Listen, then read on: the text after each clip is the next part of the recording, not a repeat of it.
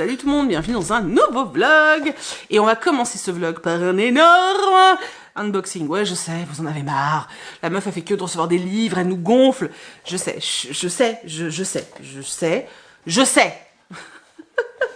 Mais je savais pas, en passant ma commande, que j'en recevrais autant pendant les vacances. Du coup, j'ai passé une commande chez Gibert. Et alors, c'est un peu l'enfer parce que j'ai amené 2 gros cartons chez Gibert. Et je reviens avec un petit carton, mais je reviens quand même avec des livres.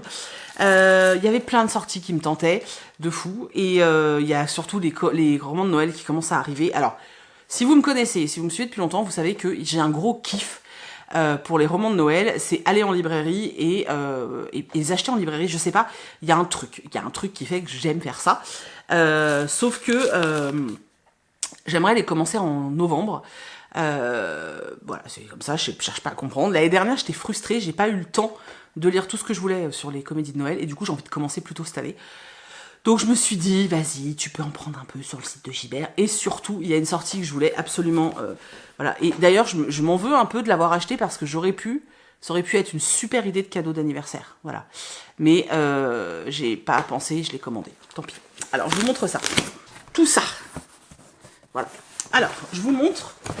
Alors, je vous ai dit, j'ai commencé les trucs de Noël. Voilà, donc j'ai pris un vrai bretzel et Faux fiancé de Noël de Enna Fitzbell. Tous les ans, je lis un livre de l'autrice, j'aime beaucoup. Voilà, ça se passe en Alsace et tout. J'aime beaucoup et donc je suis très contente. J'ai pris le Tamara Baliana, Noël est une arnaque. Je trouvais ça drôle comme titre. Il est pas trop long. Voilà. Donc ça, c'est les deux... Ah non, j'en ai pris un autre de Noël. Et forcément, j'ai pris celui d'Erika Boyer, Tu finiras par aimer Noël. Là, je sais que devant sa télé ou son ordi, j'ai ma copine Coralie qui est là. Ouais, Erika. Voilà, donc... je sais que rien qu'en achetant un livre d'Erika, je rends heureuse une copine. Donc voilà, j'ai pris le livre d'Erika. Je crois que j'ai pris que ces 3-là en... Ah non, bah non. J'allais dire de Noël, mais pas du tout. La meuf, elle a vraiment craqué.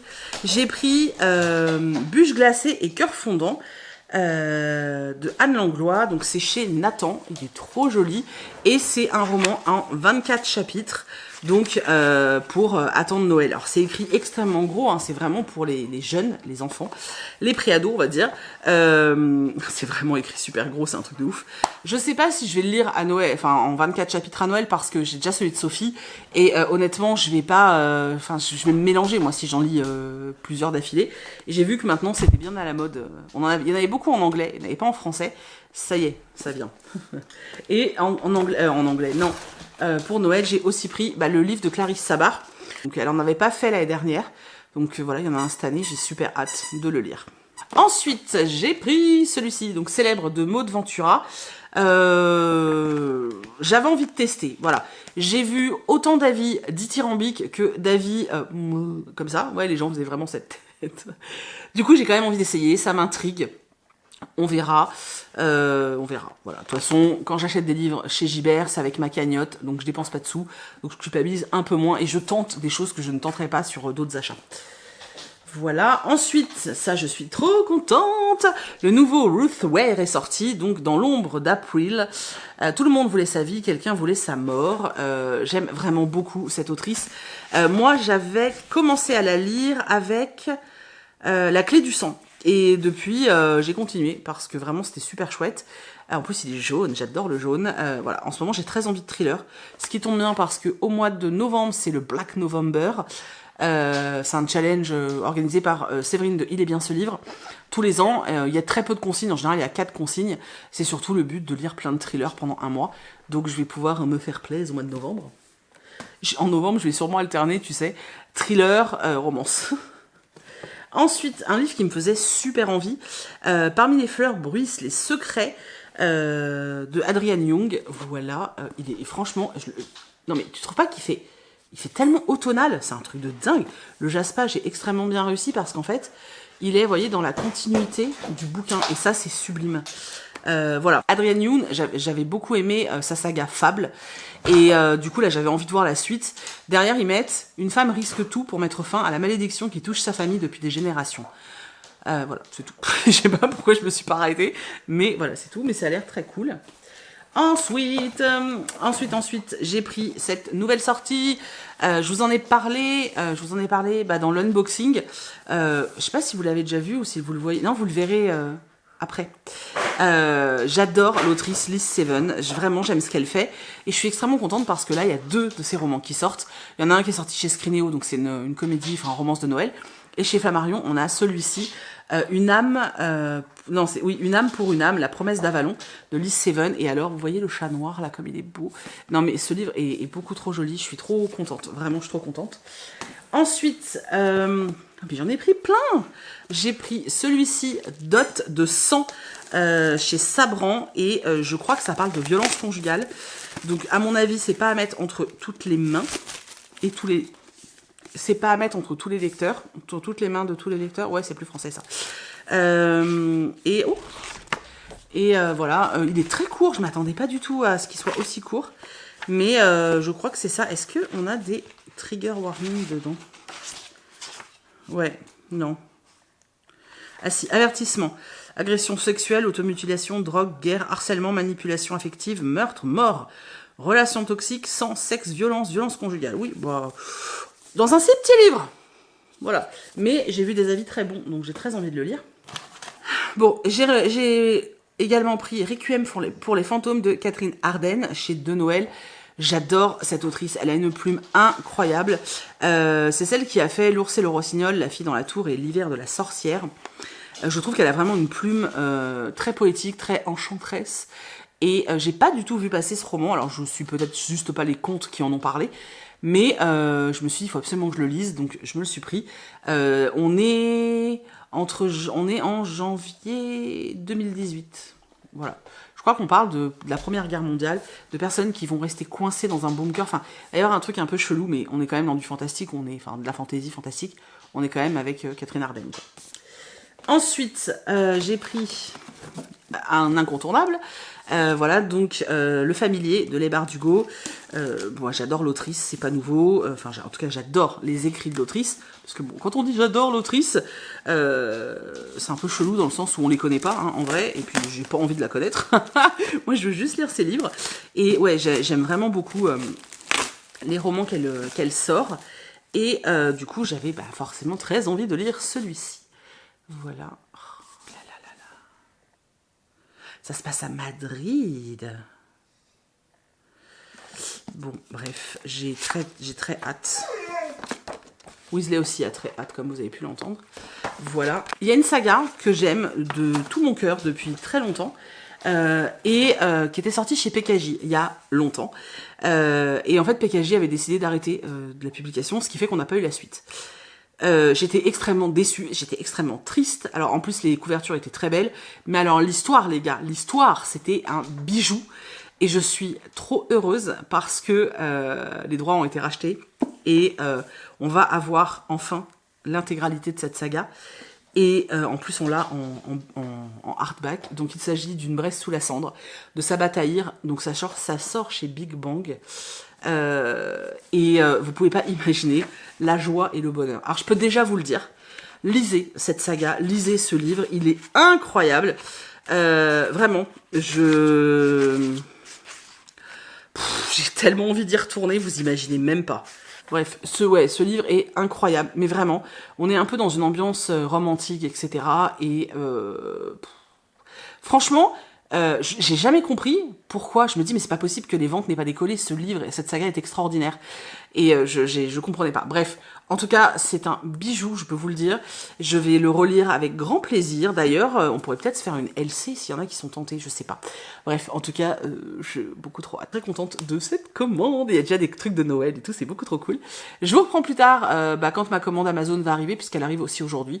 Et il y a 3 livres je crois dedans, donc voilà.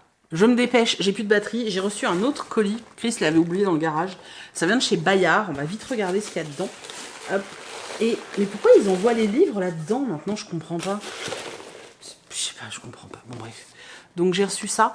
Les secrets ne meurent jamais de Vincent Ralph. Ouh, ça va être bien. Ça. Jusqu'où iriez-vous pour que votre secret reste enterré? Tous les ans à Halloween, Sam et ses amis enterrent leur secret à un endroit sombre. Donc voilà. Bon, bah écoutez, ça va être très bien pour Halloween, etc. Je suis désolée, il y a Oui Oui qui parle. Voilà. Bon, cette fois, je vous laisse. Ça va couper, de toute façon. Ça va couper, chérie. Alors, je vous reprends parce que j'ai terminé le Donato Carisi. J'avais pas... Alors, je voulais le mettre dans le vlog de la semaine dernière, mais en fait, il me restait 100 pages et j'avais pas du tout envie, tu vois, de les lire vite. Donc, j'ai pris mon temps. Il a pris un peu cher, le bouquin. C'est la première fois que je fais aussi peu attention à un livre. C'est trop bizarre. Bref. Donc, j'ai terminé Donato Carisi, L'éducation des papillons chez Calman Levy.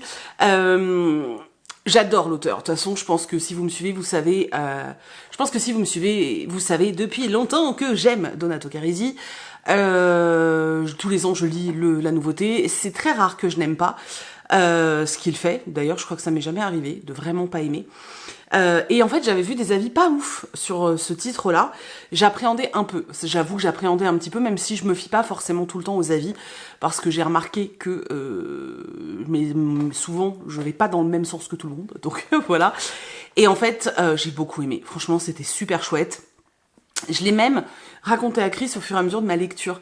Alors c'est quelque chose que je fais pas très souvent, mais quand il y a un truc qui m'intrigue dans l'histoire ou un voilà, et ben je lui raconte au fur et à mesure. Et à chaque fois que je m'arrête de lire un passage, il va me demander alors il s'est passé quoi.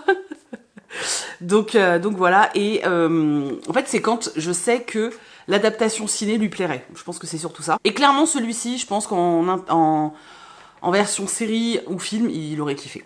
Alors, dans cette histoire, donc on est en Italie, on suit une jeune femme qui s'appelle Serena, c'est bien Serena, hein, que je dise pas de conneries, ouais, Serena, qui s'appelle Serena et qui en fait est... elle a des plans. Dans sa vie, elle a tout le temps eu des plans et elle suit ses plans. Rien ne doit jamais aller en dehors des plans qu'elle s'était fixés. Et c'est une fonceuse, c'est une travailleuse, elle bosse dans la finance. Elle est là pour la réussite, pour la gagne, pour tout en fait. Voilà, c'est vraiment un stéréotype. Le jour où elle découvre qu'elle est enceinte, elle met un plan en place. Ok, je vais cacher ma grossesse. Je vais, quand ça se verra trop, je vais travailler de chez moi. Ensuite, je dirais que je pars en vacances, mais ce sera juste le temps d'accoucher, de faire adopter l'enfant et puis de me remettre un jour ou deux et c'est reparti, tu vois. Sauf que ça va pas du tout se dérouler comme ça et que finalement, elle va garder cet enfant. Pas vraiment par choix, mais je vous laisse découvrir pourquoi. Voilà, elle va pas vraiment garder sa fille par choix, mais bon, finalement, elle va la garder et elle va l'éduquer à sa façon. C'est-à-dire qu'il y aura nounou, chauffeur, cuisinier, qu'il y aura pas de câlin, il y aura pas de bisous, il y aura pas de mots doux, il y aura pas de je t'aime. Voilà, elle prendra soin d'elle comme on prend soin d'un animal. Moi, c'est un peu le sentiment que j'ai eu quand on n'a vraiment pas le choix et qu'on essaye de faire les choses. Mais elle veut quand même que sa fille...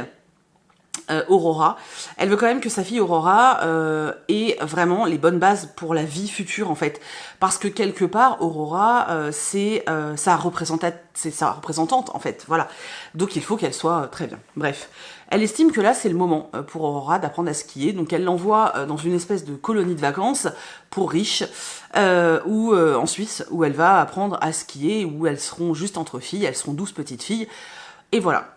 Sauf qu'en fait, il va y avoir un accident pendant le séjour, en tout cas la dernière nuit du séjour. Il va y avoir le feu dans le chalet où résident les 12 petites filles. Et une petite fille va disparaître. Et la petite fille qui disparaît, voilà. Serena va gérer ce deuil à sa façon. C'est très étrange. Je vous dis, elle ne voulait pas d'enfant à la base. Et du coup, elle est quand même très froide. Mais finalement, ça va l'impacter plus que ça. Bref. Je vous laisse vraiment découvrir tout ça. Et en fait, un jour, elle va recevoir un message avec un lien anonyme qui va chambouler toutes les croyances qu'elle avait quant à la disparition de sa fille et qui va la pousser à retourner, à aller en Suisse pour mener une enquête et savoir ce qui est arrivé à sa fille. Et j'ai trouvé ça vachement chouette. En fait, j'ai adoré le personnage de Serena qui est pas quelqu'un qui est fait pour être aimé. Vraiment, elle est antipathique, la façon dont elle traite sa fille, dont elle parle de sa fille, les relations qu'elle peut avoir avec les gens sont assez horribles, je trouve. Mais malgré tout, le personnage est super intéressant et j'ai adoré être dans sa tête, parce que je suis pas du tout comme elle. Du coup, j'ai adoré être dans sa tête, j'ai adoré l'avoir évolué, j'ai kiffé, c'était trop bien, j'ai aimé l'ambiance. L'enquête, c'était sympa. Il y a plusieurs retournements et plusieurs choses où tu te dis « Ah, ok. » Sauf que arrivé à peu près à la moitié... Bon, j'avais deviné, voilà, j'avais deviné. C'est rare avec les Donato Carisi que j'arrive à deviner comme ça. Mais arrivé à la moitié, j'ai dit à Chris, j'ai une théorie, je pense que c'est ça. Et c'était ça, voilà, c'était ça. Mais ça m'a pas, si vous voulez, malgré le fait que j'ai deviné une partie, ça m'a pas gâché la lecture, en vrai, c'était quand même chouette. J'ai bien aimé, voilà. J'aime toujours autant la plume de l'auteur, je trouve qu'il est extrêmement efficace. J'adore les idées qu'il peut avoir. Et puis là, vraiment, ce personnage de Serena était très intéressant. Moi, j'ai passé un très bon moment. Je sais jamais comment parler, vous savez, des thrillers, ça me stresse toujours. J'ai toujours peur de faire une boulette, tu vois. En tout cas, moi, j'ai beaucoup aimé. Vraiment, j'ai beaucoup aimé. C'est pas mon préféré. Clairement, c'est pas mon préféré. Moi, j'aime beaucoup quand il joue un peu plus sur la psychologie, comme on peut avoir sur, comme on a pu avoir sur les précédents. Mais j'ai trouvé ça chouette. J'ai passé un bon moment. Et pour moi, c'est un bon roman de l'auteur, hein, clairement. Voilà, c'est un auteur que j'aimerais bien rencontrer. Faudrait que je surveille les salons polars et tout pour voir si s'il est. Alors, je pense que peut-être qu'il est possible de le croiser à Lyon. À mon avis, tu fais 5 heures la queue pour voir un auteur, quoi, donc je sais pas. Mais c'est vrai que c'est un auteur que j'aimerais beaucoup rencontrer, même si je ne parle pas un mot d'italien. Mais j'aimerais bien le rencontrer, parce que vraiment, j'aime vraiment beaucoup ses livres. Vraiment, vraiment beaucoup. Alors, je crois que c'est hier, je sais plus quand. Si, c'est hier, quand j'ai unboxé, enfin dans le précédent passage quoi, quand j'ai unboxé ma commande Gibert, je vous ai dit que j'avais fait une commande Amazon et en fait elle est arrivée, voilà. Et j'avais oublié que j'avais fait des précos mais qui sont arrivés très en retard. Bon bref, donc dans ma commande Amazon, on est encore dans Noël, hein. Donc sous les flocons de Noël de Sarah Morgan, voilà, c'est tout, rien à dire de plus. Mais je crois que celui qui m'enjaille le plus, c'est celui-là. Holiday de Brittany Setcheri. Non mais Brittany Setcheri qui est ma romancière de romance préférée depuis très longtemps, depuis pas mal d'années maintenant. J'adore ce qu'elle fait, j'aime beaucoup, voilà, j'adore ce qu'elle fait.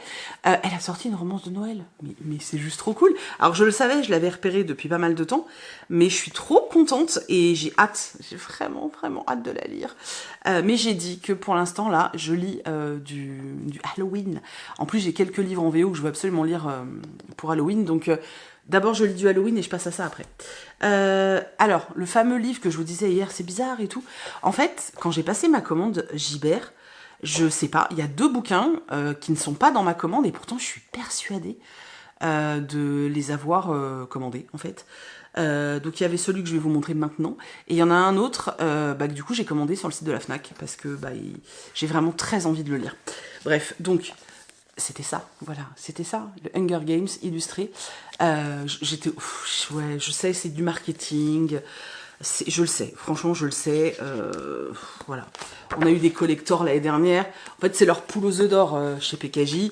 Ils ont vu que, voilà, chez Gallimard, ils rééditent Harry Potter à toutes les sauces. Du coup, là, ils font la même chose avec Hunger Games. Le truc, c'est que moi, j'aime profondément cette saga et que je vais le relire hein, comme ça. Alors, les illustrations sont en noir et blanc. Voilà, un peu en style crayonnage. Elles sont plutôt très jolies. Moi, ce qui me perturbe, je sais pas pourquoi, c'est le fait que Katniss n'ait pas la tête de Katniss dans le film, tu vois. Parce que j'adore les films, c'est un truc de ouf. Voilà. Bon, par contre, il est un peu lourd, mais je vais le relire. Je vais le relire dans cette version-là, parce que je suis extrêmement contente. Il est beau, et vraiment, j'adore Hunger Games. Voilà, je sais pas si vous avez vu, il y a la suite de l'histoire de Snow là, qui va bientôt sortir. Je sais plus si c'est pas dans quelques semaines, quelques mois. Bref, en tout cas, ça, pépitas. Mais ça, je suis bête, parce qu'en fait, je l'ai acheté alors que j'aurais pu me le faire offrir pour mon anniversaire, vu que mes parents m'ont demandé ce que je voulais. Chris m'a demandé ce que je voulais. Tu vois, ça aurait été un beau cadeau, parce que, ouais, 35 € quand même. Ça pique. Hein. Voilà, et dans mes précos, alors j'avais fait 2 précos, j'avais commandé Powerless, qui arrive aujourd'hui. Je sais pas j'ai commandé sur la Fnac et je sais pas pourquoi ils ont divisé ma commande en 2. Déjà celui-là il est arrivé en retard, voilà. Donc celui-ci c'est Tonight I Burn de Catherine G. Adams. Donc ça parle de sorcières. C'est pour ça que j'avais très envie de le lire et que je m'étais dit que c'était une bonne période pour le lire parce que ça parlait de sorcellerie. Voilà, Penny Albright est une sorcière. Donc je vais essayer de me le caser la semaine prochaine ou cette semaine, je sais pas. Mais ouais, si c'est une sorcière, j'ai envie de lire ça, moi. Mais j'ai vu des avis, enfin j'ai vu des retours pas ouf. Bon, on verra, bref. Donc ça, c'était ce que je vous avais pas montré de mes achats. Oui, parce que je contrôle plus rien. Voilà, je vous le dis, c'est la débandade. Je ne contrôle absolument plus rien dans ce qui arrive. Je crois que je renonce même. Et j'ai reçu un roman. En fait, je l'ai vu... Où est-ce que je l'avais vu? Dans une suggestion. En fait, je traînais sur le site de la Fnac.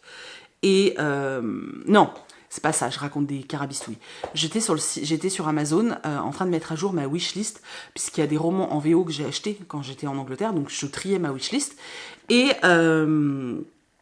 en fait, j'ai revu celui-là dans ma wishlist et je me suis dit, putain, mais c'est vrai. En plus, il est sorti. Et du coup, j'ai demandé à Fayard si je pouvais le recevoir. Ils ont été très gentils. Vraiment, ils ont été très très gentils. Et ils m'ont envoyé une locataire si discrète de Clémence Michalon. Ou Michalon. Ça me fait super envie. En fait, le pitch, de ce que je me souviens, voilà, de ce que je me souviens, je vais pas le relire. C'est une femme qui a été kidnappée et qui vit dans une prison, en gros. Hein. Elle est retenue par un bourreau, donc elle vit voilà, avec cet homme. Et en fait, un jour, il déménage et le mec décide que sa captive va vivre avec lui dans la maison, sauf que dans cette maison il y a lui et il y a sa fille aussi, et il met sa captive là, et ça me j'allais dire ça me troule derrière, mais c'est un peu ça, ouais. Je trouve l'idée dingue, donc ça m'intrigue beaucoup. Donc voilà, et ils m'ont mis ça avec, je sais pas pourquoi, Fayard, ils m'ont mis un petit carnet. Alors c'est pratique ce genre de format, je trouve. Je vais peut-être le mettre dans mon sac, mais voilà, je sais pas pourquoi ils m'ont envoyé ça, mais c'est très gentil. Donc voilà, j'ai reçu ça aujourd'hui. J'y suis très contente. Voilà, j'ai pas mal de taf, donc je vais pas trop traîner. J'espère que vous êtes allés voir le vlog qu'il y a eu dans la semaine, parce que vraiment... j'ai été très étonnée par cette lecture et il faut pas voilà aller voir, c'est assez ouais c'est assez surprenant. Voilà, je vous fais des... Pourquoi je veux vous dire faire des bisous tout le temps? C'est dingue cette histoire, moi qui déteste faire des bisous. Je vous reprends plus tard. Hey, re-salut. Alors, je vous reprends pour vous parler de lecture, forcément, hein, je vais pas vous parler de charcuterie. Pourquoi je pense à de la charcuterie? Il est 8h du matin. J'ai un problème, moi, hein. Ouais, je crois. Bref. Donc, j'ai terminé un roman. Alors, en fait, j'en ai terminé d'autres, mais j'ai préparé des vidéos d'avance, donc j'ai fait des vlogs lecture sur des livres, et du coup, c'est des vidéos dédiées, donc voilà. Je peux pas vous en parler là, mais j'ai lu plus que ça. Quoi qu'il en soit, pour vous, aujourd'hui, je vais parler de ça. La ballerine de Kiev de Stéphanie Pérez. En fait, c'est super bizarre parce que j'avais reçu ce roman pour la rentrée littéraire. Je l'ai reçu cet été. Et je sais pas pourquoi, j'avais plus envie de le lire, je n'y étais pas allée. Et on m'a contacté pour faire une photo, hein, tout simplement, pour le prix du Talent Cultura. Voilà, vous avez dû voir pas mal circuler parce qu'on a été nombreux à être contactés, puisque c'est le gagnant du prix du Talent Cultura. Et je me suis dit, je sais pas. Donc, quand on m'a contacté pour ça, j'ai relu le résumé et je me suis dit, mais comment ça se fait que je l'ai pas lu cet été? Parce qu'en fait, c'est un roman qui parle de la guerre en Ukraine. Vous savez que j'aime énormément les romans historiques qui parlent de la Seconde Guerre mondiale, notamment, mais pas que, en fait. C'est vrai que j'ai un attrait particulier pour la vie des gens pendant les guerres, en fait, savoir comment eux, ils ont vécu, etc. C'est quelque chose qui me fascine. Et du coup, je comprenais pas pourquoi j'étais pas allée vers ce livre. Donc j'ai dit oui pour faire la photo, et je me suis dit, ok, bah c'est parti, on le lit. Je l'ai littéralement bouffé sur une journée, alors en plusieurs morceaux dans la journée, bien sûr, mais je l'ai littéralement dévoré et je l'ai adoré. Et je me dis, mais comment ça se... Enfin, je comprends pas ce qui m'est arrivé cet été en mode... je sais pas, je pense que quand je l'ai reçu, j'étais plus dans le mood rentrée littéraire et du coup j'ai même pas lu le résumé, voilà, tout simplement. Et vous voyez, c'est pour ça que je suis tellement heureuse d'avoir des opportunités de travailler au sein de certains, enfin autour de certains bouquins, parce que du coup ça m'a permis de donner une seconde chance à ce livre vers lequel je n'étais pas allée. Et en fait, je me dis, mais je serais passée à côté de quelque chose, clairement, parce que c'était vraiment chouette, en fait. Donc, on est en 2022, donc vraiment au tout début hein, de la guerre entre l'Ukraine et la Russie. Et on va suivre un couple, Svetlana et Dmitro, qui sont danseurs classiques. Alors, ils sont partenaires dans la vie et partenaires au travail, donc au ballet. c'est des gens, c'est des danseurs qui sont plus que passionnés. En fait, la danse classique, c'est vraiment toute leur vie. Leur troupe de danse, c'est vraiment leur famille. Enfin, voilà. Lors de la dernière représentation, c'est là que la guerre entre l'Ukraine et la Russie éclate. Et ça va complètement chambouler leur vie, au point que Dmitro va se sentir... En fait, il va pas tellement supporter l'idée de rester planqué dans un bunker quand les bombes éclatent. Et il va s'engager. Donc il va partir pour combattre au front. Et Svitlana va rester un peu seule, un peu perdue. Et finalement, on va la rappeler à l'opéra pour lui proposer de reprendre la danse. Et finalement de faire acte de résistance en dansant pour les gens à l'hôpital, en dansant pour les militaires, en dansant pour le peuple. Et elle va vraiment faire de son art et de sa passion son moyen de résistance. À côté de ça, on a Dmitro qui est sur... tout le monde l'appelle Dima. Il est sur le front et il vit la guerre. Et nous, on a cette narration, et nous, on a ces deux histoires, en fait, avec bien sûr d'autres personnages qui ont souffert de la guerre, des corps qui sont des gens qui vont se retrouver avec des corps mutilés alors que c'était des personnes, des danseurs par exemple. Donc comment tu continues à vivre quand tu es danseur et que tu te retrouves amputé. On va rencontrer une petite fille qui est extrêmement touchante aussi. Enfin voilà, on va vraiment rencontrer plein de personnages et tout ça mené par notre couple en fait, qui est séparé mais qui vit chacun la guerre à sa façon en fait. Au niveau du résumé, je vais vous en dire plus parce que je vais vous spoiler absolument tout ce qui se passe. Ça n'a pas vraiment d'intérêt. C'est un texte qui est hyper fort, c'est super bien écrit en plus, et c'est vraiment hyper fort, c'est bouleversant, ça met en colère, clairement ça met en colère. Et moi j'ai adoré, vraiment je pense que ce qui est assez incroyable dans ce texte, c'est vraiment la place qu'on donne à l'art. Et j'ai noté une citation que je trouve incroyable. Alors, j'ai coché, voilà, je l'ai notée parce que je voulais vraiment la partager avec vous. Donc je vais vous la lire. Donc c'est un collègue danseur en fait qui parle à Svitlana, qui lui parle de la danse. Et c'est au moment où justement ils se servent de leur capacité à danser pour résister et pour donner un peu de bonheur et d'évasion aux gens autour d'eux. Et le gars lui dit: notre art est devenu politique, Sveta. Si tu abandonnes, tu leur donnes raison. Tu leur laisses la place. C'est à nous de défendre notre culture, notre histoire, nos valeurs. Dmitro est parti se battre pour ça. On peut prolonger son œuvre à nous tous, suivre ses volontés. C'est tellement ça, en fait, l'essence de ce roman. C'est vraiment ce truc-là de... on peut continuer, en fait, à combattre grâce à tout ça. Il y a eu pas mal de trucs aussi que j'ai trouvé très intéressantes. Par exemple, il y a beaucoup de musiciens russes dans les ballets. Tchaïkovski, par exemple, c'est ça, hein. Je crois que c'est ça le nom. Des fois, j'ai des doutes. Et en fait, il y a eu tout ce débat de les danseurs ukrainiens qui se disaient: non, mais on peut pas danser sur de la musique russe. En fait, c'est pas possible. C'est anti-patriotique. Et d'autres qui ne comprennent pas, en fait, parce que le compositeur, lui, était peut-être pas d'accord avec ce qui se passe là aujourd'hui, tu vois. Et t'as tout ce débat au niveau, justement, de la culture, de la place de la culture et dans des conflits comme ça. C'était très intéressant, j'ai beaucoup aimé. Et puis voilà, la place de la danse, de l'art, de la musique, et puis ces hommes et ces femmes qui sont prêts à tous les sacrifices pour se protéger. Ces gens aussi qui sont un peu, entre guillemets, le cul entre deux chaises parce qu'en fait, ils ont, par exemple, un des parents qui est russe et un autre parent qui est ukrainien. Du coup, l'enfant se sent perdu, en fait. Il est au milieu, mais du coup, est-ce qu'il est ukrainien, est-ce qu'il est russe, qui il doit défendre, tu vois, c'est assez compliqué. Il y a beaucoup de questionnements comme ça, et puis il y a surtout les horreurs de la guerre, les morts, les mutilations, les privations, la peur, et à quel point le peuple est détruit, en fait, quand il y a des conflits comme ça. Enfin bref, c'était vraiment un superbe livre. Je comprends vraiment qu'il ait gagné le prix des talents Cultura, parce que vraiment c'est un très chouette livre et franchement j'ai vraiment beaucoup aimé. Voilà, je peux pas vous en dire beaucoup plus parce que je veux pas vous spoiler, il est pas très long. En tout cas, si vous aimez les romans historiques, si vous êtes un peu comme moi, que vous aimez, vous savez, tous ces romans sur la Seconde Guerre mondiale, etc., vraiment celui-ci va grave vous plaire parce que vraiment on a cette ambiance là. Voilà, on a vraiment cette ambiance là et non, c'était vraiment top. Voilà. Alors j'ai reçu pas mal de trucs, mais en vrai, les dernières fois où j'ai filmé, c'était le week-end dernier. Et du coup, là, j'ai laissé quasiment passer la semaine parce qu'on est vendredi. J'ai eu vraiment une semaine... j'ai rien vu passer, en fait. Et j'ai eu beaucoup de travail, j'ai fait vraiment 1 milliard de choses. D'ailleurs, si vous voulez suivre un petit peu ma life comme ça, plus le côté entrepreneuriat, où je parle un peu tous les jours et tout, ça se passe sur le compte Instagram secondaire qui s'appelle Pikiti sans chichi. Là, par contre, je vous préviens, sur ce compte-là, on parle quasiment jamais lecture. On parle de plein de choses. Je vous raconte mes aventures, notamment celle avec un crapaud dangereux dans mon garage. Mais voilà, c'est vraiment...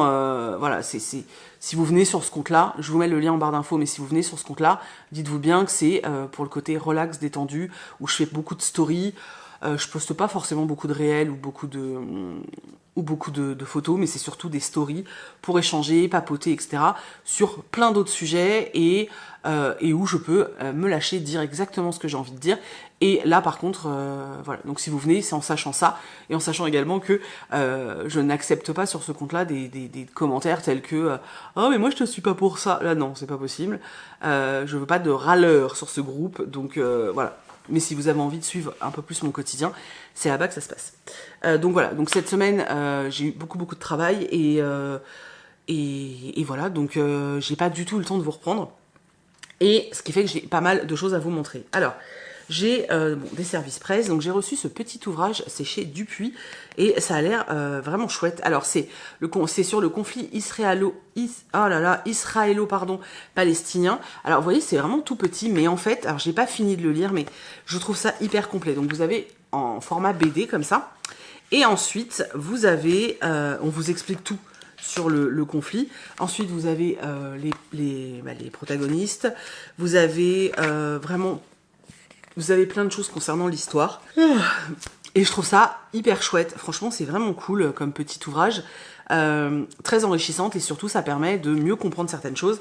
Parce que je vois beaucoup de choses sur les réseaux sociaux, justement, sur le conflit israélo-palestinien, avec des gens qui prennent parti pour l'un ou pour l'autre, qui donnent leurs opinions, etc. Ça, peu importe, hein, chacun fait ce qu'il veut.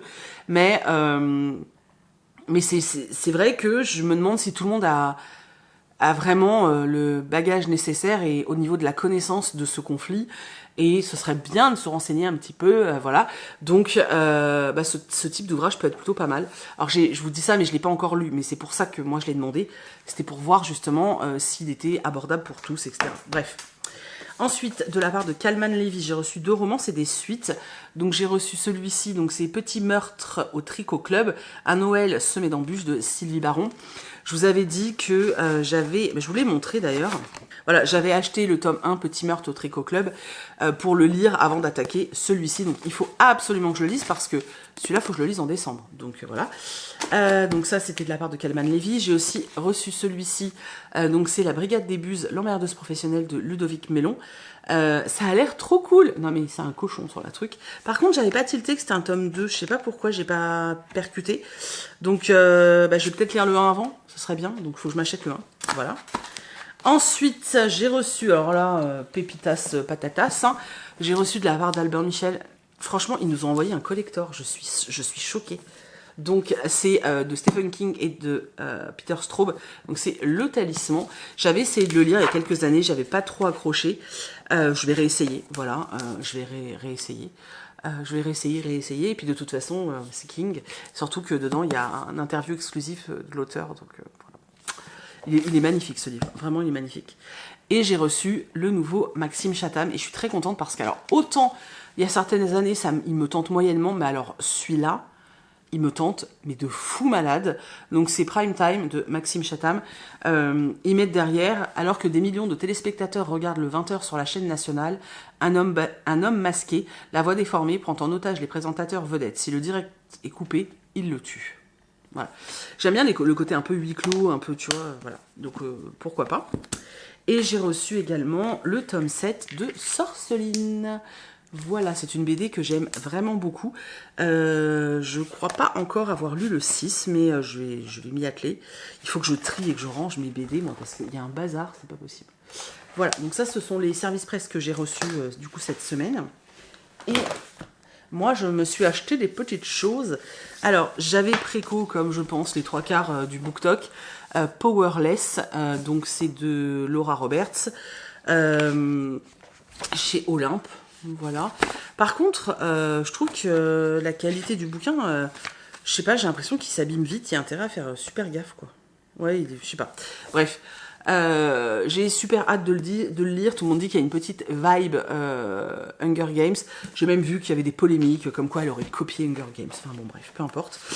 J'avais également préco celui-ci, donc Un Noël presque parfait, Bienvenue à l'hôtel Mary, chez Comet Édition. Vous savez que j'aime beaucoup Comet. C'est très joli là le jaspage. Donc voilà, pourquoi pas. De toute façon les trucs de Noël, vous savez que moi voilà. Et le livre que je sais pas pourquoi j'ai oublié de mettre dans ma commande Gibert, je vous l'ai dit en plus, c'est Souffre, que j'avais trop envie de lire. Donc c'est chez HarperCollins Noir. Et je vais m'attaquer à ça parce que j'ai trop envie de le lire. Donc voilà, donc ça c'était mes réceptions. Et voilà, c'est déjà pas mal, ça fait déjà pas mal de choses dans la semaine, surtout quand on sait tout ce que j'ai unboxé récemment, voilà. En plus, c'est mon anniversaire lundi, donc voilà. Autant vous dire que j'ai pas demandé de bouquin, enfin, Chris, normalement, ne m'offre pas de bouquin, donc ça va pas trop faire augmenter ma palle. Mais bon, il y a toujours un ou deux livres qui se glissent en général dans les cadeaux d'anniversaire, ce dont je suis très heureuse. Bon, je vous laisse, je vais retourner travailler parce que j'ai pas mal de taf. Et puis, ouais, donc je vais aller bosser. Je vous reprendrai, j'espère, assez rapidement. Enfin, de toute façon, il faut que je vous reprenne au moins une fois parce que j'aimerais finir un livre, en fait. Donc voilà, parce qu'en fait, j'ai très envie de lire un bouquin. J'ai sorti le nouveau Henri Lovenbruck. De toute façon, quand j'ai fait l'unboxing, ah bah là, vous l'avez pas encore vu, vous le verrez la semaine prochaine. Je vous ai dit que je voulais le lire, là, j'en pouvais plus. Donc j'aimerais beaucoup réussir à le lire entre aujourd'hui et demain et puis vous le mettre dans le vlog, ce serait cool. Hey, recoucou. Alors, je vous reprends, on est samedi, fin de journée. Donc je suis très à la bourre, puisque ce vlog n'est toujours pas monté. Voilà, c'est une catastrophe. Il doit être en ligne demain matin, je ne sais même pas comment je vais faire, mais c'est pas grave. Alors, j'ai terminé 2 lectures. Grâce au livre audio, parce qu'en fait j'ai tellement de taf cette semaine que j'ai du mal à trouver du temps pour me poser. Donc voilà, heureusement que j'ai les livres audio parce que sinon ce serait une cata. Donc dans un premier temps, je vais vous parler de Le livre perdu des sortilèges de Deborah Harkness. Alors je l'avais lu à sa sortie il y a très longtemps du coup, c'était quand 2011. Voilà, donc il y a très longtemps. Je savais que j'avais bien aimé, voilà. Ensuite, j'ai vu plein d'avis ces dernières années de gens qui disaient « Ah, c'est niais, c'est nul et tout ». Et je me suis dit « Mais c'est bizarre, moi j'ai un bon souvenir de cette saga, j'avais bien aimé, tu vois ». Donc j'ai voulu réécouter, enfin retenter. Je l'ai pris en livre audio parce que j'avais pas le temps, voilà. Mais moi j'ai bien aimé, voilà, comme ma première lecture, j'ai passé un chouette moment. Cette histoire, on suit une jeune femme qui s'appelle Diana Bishop, qui est une sorcière, on le sait dès le départ. Elle est la dernière survivante d'une longue lignée de sorcières et d'une lignée de sorcières très puissante, les Bishop. Ses parents sont décédés il y a pas mal de temps quand elle était enfant. Elle a été élevée par sa tante, Sarah. Et là maintenant, elle a tout fait en fait pour fuir le monde des sorciers, parce qu'elle est convaincue que c'est pas elle est convaincue que c'est ce qui a entraîné la mort de ses parents, que pour elle c'est vraiment pas... elle veut pas de ça dans sa vie en fait, elle part vraiment du principe qu'elle peut vivre autrement. Tout ça va l'emmener à Oxford où elle est chercheuse entre guillemets et où elle étudie des livres et tout sur l'alchimie, etc. C'est quelqu'un qui est assez respecté dans son domaine, hein, qui travaille vraiment très bien, qui est assez reconnu, etc. Elle est pas à Oxford pour rien, on est d'accord. Et voilà, elle mène sa petite vie comme ça. Et un jour, alors on sait hein, dès le départ que dans cet univers, il y a des sorcières, des coven, il y a des vampires, mais qui sont loin des clichés que nous on connaît, et qu'il y a également des démons. Voilà, tout ça on sait que ça existe. Et il y a les humains. Il y a 4 espèces en fait dans le monde, et on sait que ça existe. La seule espèce qui ne sait rien, c'est comme d'habitude les humains. Ils sont trop crétins, ceux-là, ils ont pas cramé qu'il y avait des sorciers, non, ils s'en sont pas rendus compte. Bref, ils sont, enfin les démons, alors les démons, les vampires et les sorciers sont quand même tenus par des règles de bonne entente entre guillemets, qui fait que voilà, puisque le but ultime c'est quand même qu'ils ne se fassent pas repérer. Donc ils évitent quand même certaines choses. Et ils essaient de suivre un minimum de règles. Quand elle est à Oxford, donc elle est en train d'étudier des manuscrits, des bouquins, etc. Et elle va rencontrer dans la bibliothèque un vampire qu'elle n'avait jamais vu, qui s'appelle Matthew. Et à partir du moment où elle va rencontrer ce vampire, sa vie va complètement changer, parce qu'elle va découvrir que beaucoup de monde, donc beaucoup de vampires, beaucoup de démons, beaucoup de sorcières, enfin vraiment beaucoup de monde, cherche un certain manuscrit, donc le fameux livre perdu des sortilèges, parce qu'il pourrait révéler beaucoup de choses à toutes les espèces. En fait, on sait pas vraiment ce que contient ce livre, personne ne le sait réellement parce que il est protégé par un sort et que personne n'a jamais pu justement déjà le trouver et puis surtout le consulter. Sauf qu'en fait, Diana a réussi il y a peu de temps à l'emprunter à la bibliothèque et à le lire. Elle s'est rendue compte qu'il était que ce manuscrit, enfin que le livre qu'elle étudiait avait une particularité, mais elle a pas trop voulu s'en mêler, elle l'a mis de côté. Le fait que elle ait pu s'en approcher, ça va faire d'elle clairement une cible.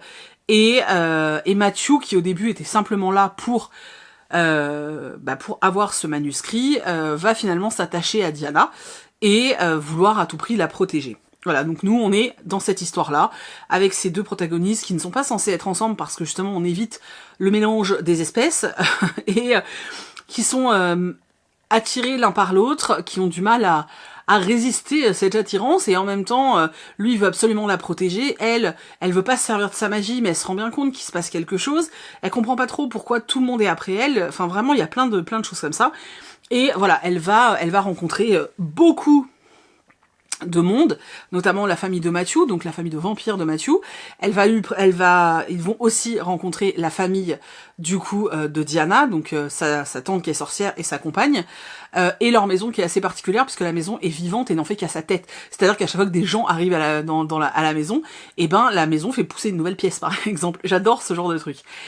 Voilà, c'est un peu l'idée de l'histoire, et on se retrouve avec des choses un peu spéciales parce que on va découvrir que Diana n'est pas une sorcière comme les autres, forcément, et ça on va le voir grâce à la génétique. Oui, la science est mélangée à la magie, etc.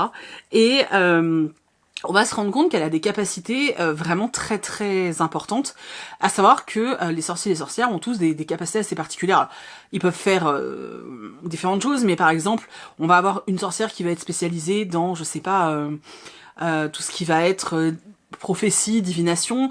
On va avoir d'autres sorcières qui peuvent être spécialisées dans les voyages dans le temps, par exemple. Oui, ça c'est assez dingue. Et là, on va se retrouver avec des voyages dans le temps, notamment pour la suite de l'histoire, donc c'est assez chouette. Voilà, donc moi j'ai bien aimé tout ça. Après c'est vrai que ce tome-là, il est extrêmement lent. Vraiment, hein, il est très lent. Ça prend vraiment son temps, en fait. On découvre les personnages. Alors, il y a certains passages où je me disais, c'est bon, arrête de me dire que le mec qui vient de rentrer dans le bar, il porte une chemise bleue, un pantalon vert, des chaussures violettes, qu'il a une barbe de 3... On s'en fout, en fait. Tout ça, ça a tendance à vachement alourdir l'histoire. Et il y a beaucoup de passages comme ça où il y a des descriptions qui sont totalement inutiles sur les fringues que portent les personnages. Souvent, quand on décrit les vêtements du personnage, il y a une raison pour te dire d'où il vient, ou alors où il va, ou de quelle classe sociale il fait partie. Il y a une raison. Là, le pelé que tu croises au coin de la rue, on va te dire à quoi il ressemble. On s'en tape, quoi. Donc c'est vrai qu'il y a certaines longueurs. Franchement, on va pas se mentir. Le bouquin, il fait quoi? Il est énorme, hein. Le bouquin, il fait plus de 800 pages. Donc oui, c'est lent. Oui, il y a pas d'action. Oui, ça prend son temps, et il y a plein de petits défauts en fait à ce texte. La relation entre les personnages, c'est un peu... Tu comprends pas trop pourquoi ils tombent amoureux, mais ils tombent amoureux a priori. Matthew est très étrange. Alors, je sais pas si c'est lié à la traduction, mais ils continuent à se vouvoyer alors qu'ils sont censés être mariés, et ça m'a un peu perturbé, j'avoue. Il y a des histoires de... attention, protégez-vous pour pas avoir un bébé, et là t'es en mode... Attends, comment un vampire peut faire un bébé? C'est pas censé être un cadavre, un vampire? Enfin voilà, ok, dans Twilight, ils ont réussi aussi. On est d'accord, ok. Donc Twilight a dû s'inspirer de ça, je sais pas. Il y a plein de petites choses, mais en même temps, moi j'aime cet univers. On est en Angleterre, on est à Oxford. Après, on va un peu en France, on va aux États-Unis. Cette maison qui est sa personnalité, ses tantes, je les aime beaucoup. À Diana, ouais, j'aime bien. Je trouve ça assez sympa. Alors oui, il y a pas plein d'actions. Oui, c'est pas, voilà. Mais moi j'aime bien. Voilà, j'aime bien. Ça mêle un, je sais pas. Il y a une ambiance que je trouve top. Et moi j'aime bien là sur cette période de l'année. sur cette période de l'année, je trouve que ça passe tout seul. Je vais écouter le tome 2 la semaine prochaine, parce que je m'en souviens plus. Donc je vais continuer. Enfin, je m'en souviens plus, c'est un grand mot. Je me souviens des grandes lignes de l'histoire, notamment qu'on est plus aujourd'hui, hein, vu on a une histoire avec du voyage dans le temps, mais je me souviens plus de tous les enjeux en fait. Donc je vais le réécouter avec grand plaisir. Je testerai peut-être la série aussi, pourquoi pas, pour voir ce que ça donne. En tout cas, moi j'ai passé un chouette moment d'écoute. Peut-être que non, j'allais dire en papier, ça m'aurait peut-être plus saoulé, mais je pense pas. C'est vraiment, moi, une saga que j'aime bien, voilà. Après, c'est pas la saga de l'année ni rien, mais moi, je passe un chouette moment, j'aime beaucoup. Et j'arrive à être en immersion totale, mais parce que c'est l'ambiance qui me plaît, en fait, et qui me parle, et je suis bien dedans. Il y a plein de choses qui ne me plaisent pas dedans. C'est comme Binding 13, là, dont je vous ai parlé la dernière fois. Si, c'est pas à ce point-là, parce que c'est de l'adulte, mais il y a plein de choses qui m'agacent, notamment dans les relations du couple. Voilà. Après, le livre est un peu vieux aussi, bon, bref, mais il y a plein d'éléments qui me dérangent, mais en même temps, je passe un chouette moment, je trouve que l'ambiance est cool. Pour moi, le contrat est rempli, en fait, avec ce bouquin. J'en attendais pas plus, j'attendais juste de passer un chouette moment, d'avoir une ambiance comme ça, très sorcellerie. Et puis j'aime bien la façon dont sont abordés tout ce qui va être les vampires, les démons, etc. Ça change un petit peu de ce qu'on voit aujourd'hui. Et comme ce qu'on voit aujourd'hui, très souvent, ça me plaît pas, bah forcément, moi, je suis contente de voir autre chose. Bref, j'ai beaucoup aimé, c'était cool, et j'ai hâte d'écouter le second. Et ensuite, pareil, toujours en audio, je me suis fait, on le voit pas, il y a trop de lumière, la charmante librairie des amours lointaines de Jenny Colgan. En fait, je me suis rendu compte que celui que j'ai reçu de Charleston, qui s'appelle Minuit à la charmante librairie, c'est le tome 4. C'est le 4 ? C'est le 5, c'est le tome 5 de cette saga-là. Et donc il y a celui-là, il y a Noël à la librairie. Et ensuite, il y a Minuit à la petite librairie. Voilà, donc je me suis dit qu'il fallait quand même que j'avance dans la saga avant, parce que j'ai envie de les lire dans l'ordre. Donc j'ai écouté celui-là. Ça s'écoute tout seul, ça passe tout seul. Voilà, j'aime bien. C'était chouette. Moi, ça me détend. Je trouve, j'aime toujours autant l'ambiance. Il y a des petits éléments là qui m'ont fait un peu tiquer sur la notion d'alimentation, de bouffe et deux trois petits trucs. J'ai fait quoi ? Ok. Mais ça m'a pas non plus choqué, c'était pas dramatique pour que j'en fasse tout un cake, mais ça m'a quand même fait tiquer un peu. Alors dans cette histoire, on suit deux infirmiers, enfin une infirmière, Lisa, qui travaille à Londres, et un infirmier qui s'appelle Cormac, qui travaille dans la ville qu'on suit depuis tout le temps, qui est en Écosse, bien sûr, le village où on a eu les deux autres histoires avant. Donc la première histoire, c'était avec une jeune femme qui venait aussi de Londres et qui du coup finit par avoir une librairie itinérante dans un bus. Et le tome 2, c'était une jeune fille qui venait garder, être nounou auprès d'un homme un peu bizarre qui avait plusieurs enfants et qui finalement reste sur place, hein, c'était dans le tome 2. Et là, on est toujours dans le même schéma. Hein. Donc cette femme qui vient de Londres, alors en fait, elle va assister au décès d'un ado et ça va la traumatiser. Vraiment, ça va la traumatiser. Et à partir de là, elle va être incapable de faire son boulot correctement. Ce qui fait qu'en fait, elle travaille pour la sécu anglaise, entre guillemets. Et on va lui dire, voilà, on peut pas se permettre de te mettre en arrêt maladie parce qu'on a trop besoin de personnel. Par contre, on avait eu l'idée d'un projet d'échange avec d'autres infirmiers qui étaient dans d'autres régions. Est-ce que ça te tenterait? Comme ça, on t'envoie en Écosse, dans un village tranquille. Toi, tu te remets là pendant 3 mois. Nous, on fait venir l'infirmier du coin là-bas, qui est un mec qui a fait l'armée, etc., qui est, voilà, tu vois, qui pour eux semble correct, pour que lui, il apprenne plein de choses, et peut-être qu'il aura envie de rester, c'est ce qu'ils espèrent, je pense. Donc, ils vont faire un échange. Elle, au début, elle est pas forcément pour, bref, elle sait pas trop, finalement, elle va le faire parce qu'elle a pas vraiment le choix.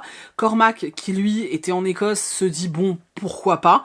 Donc ils échangent leur vie, en fait, leurs patients, leur vie, etc. Lui se retrouve à Londres, dans un foyer d'infirmiers, puisque c'est là où ils vivent, parce que la vie à Londres est très chère, voilà. Et elle a le droit au petit cottage, trop mignon, et surtout l'ambiance du petit village écossais, où tout le monde la regarde de travers, où tout le monde se dit c'est qui encore cette Anglaise qui débarque. Il la trouve froide, parce que à Londres tu dis pas bonjour à tout le monde non plus. Et elle va devoir donc s'occuper des patients qui étaient restés sur place, et lui va devoir gérer les gens qui sont à Londres, et gérer Kim Ange, qui est la meilleure amie de Lisa, qui vit dans le foyer avec elle, et qui est un personnage à part entière quand même. Et Lisa, elle va sympathiser avec justement les deux femmes qui étaient là dans les 2 premiers tomes, les fameuses anglaises, et c'est un peu une blague entre elles de ah là là c'est fou, pourquoi on est toutes en train de débarquer chez eux, en train de les envahir comme ça.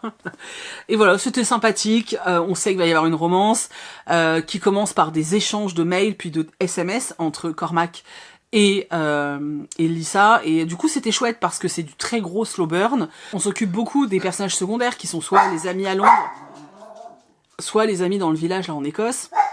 C'était très chouette, franchement c'est très chouette. À chaque fois moi je passe un super moment, j'aime beaucoup l'ambiance. Ouais, j'aime bien. Les schémas sont répétitifs et tout, mais je sais pas. C'est comme un... Ouais, c'est un peu ma Madeleine de Proust. C'est un peu... C'est un truc vraiment doudou pour moi. Et à chaque fois, c'est le bonheur quand j'y retourne. Donc, je suis très contente. J'ai passé un super moment et je suis contente d'avancer dans l'histoire parce que fallait que j'avance un peu pour pouvoir lire les autres. Donc, le prochain que j'attaquerai, ce sera Noël à la petite librairie. Donc voilà, c'était vraiment très cool. Bon, donc voilà pour les lectures. Voilà, j'allais dire c'était tout. Oui et non. En tout cas, j'ai quand même fait 4 lectures cette semaine dont j'ai pu vous parler là. C'est plutôt chouette. Je m'attendais pas à autant. Et je vais vous montrer donc les réceptions faites hier. Je viens de me griffer, j'en ai marre. Les réceptions faites hier et aujourd'hui. Il y a quasiment que des SP et un livre. Je me suis fait un auto-cadeau d'anniversaire. Voilà. Alors au niveau des réceptions, j'ai reçu Ilos, le tome 2 de Marion Brunet. Je l'ai pas demandé, mais en fait j'avais eu le tome 1, donc peut-être qu'automatiquement ils m'ont envoyé le 2. J'avais adoré le tome 1, vraiment j'avais surkiffé. J'aime beaucoup ce que fait Marion Brunet, donc forcément ça passe.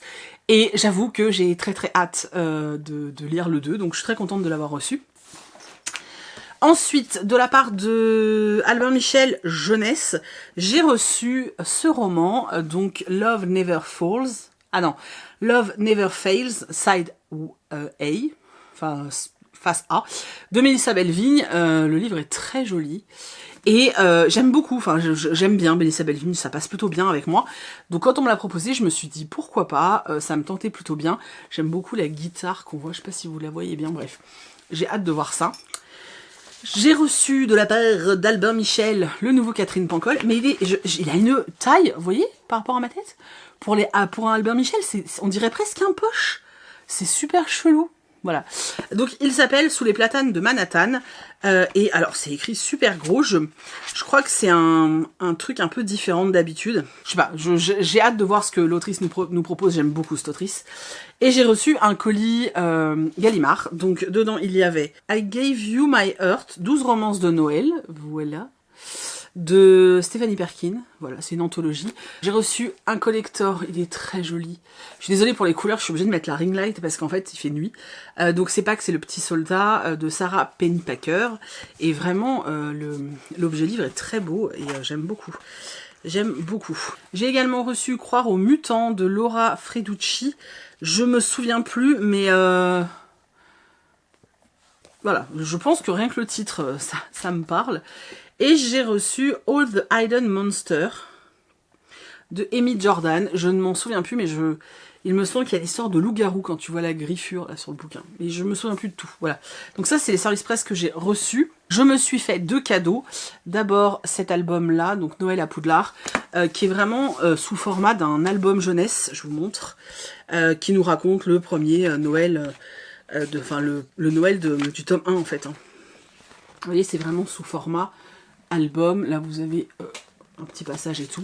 Moi c'est surtout pour les illustrations, hein, clairement, parce que je trouve que les illustrations sont très très très jolies. Et le deuxième auto-cadeau que je me suis fait, Les Détectives du Yorkshire, donc le tome 10, et c'est normalement le dernier il me semble. Voilà, je vais avoir beaucoup de mal à quitter cette saga, je vous le dis, clairement. Vraiment, je vais avoir vraiment beaucoup de mal parce que ça fait vraiment longtemps que je suis dessus en fait. Donc ouais, ça va me faire bizarre, mais bon. Bon, bah écoutez, c'est tout pour moi pour cette vidéo. J'espère que vous avez fait quand même des petites découvertes, que ça vous a plu. N'oubliez pas qu'à partir de demain, donc demain, hein, lundi 28 octobre, n'oubliez pas que on commence la semaine monstrueuse et que du coup vous aurez une vidéo tous les jours sur YouTube. Je la mets vers 17h, 17h30. Il y en aura une tous les jours, de lundi à dimanche. Et tous les jours, on se retrouve aussi sur Instagram, donc vraiment allez sur Instagram. Il y aura des livres à gagner, des BD, il y aura des pochettes à livres, il y aura plein de choses à gagner sur Instagram. Il y aura un concours tous les jours sur Insta. Donc n'hésitez pas à y aller, vous avez plein de chances de gagner, vraiment. Donc vraiment allez-y et puis voilà, c'est tout. J'espère qu'on passera un bon moment ensemble la semaine prochaine. Et puis bah voilà, c'est tout. Et moi je vous fais des gros bisous et on se retrouve du coup demain dans une nouvelle vidéo. Bye bye!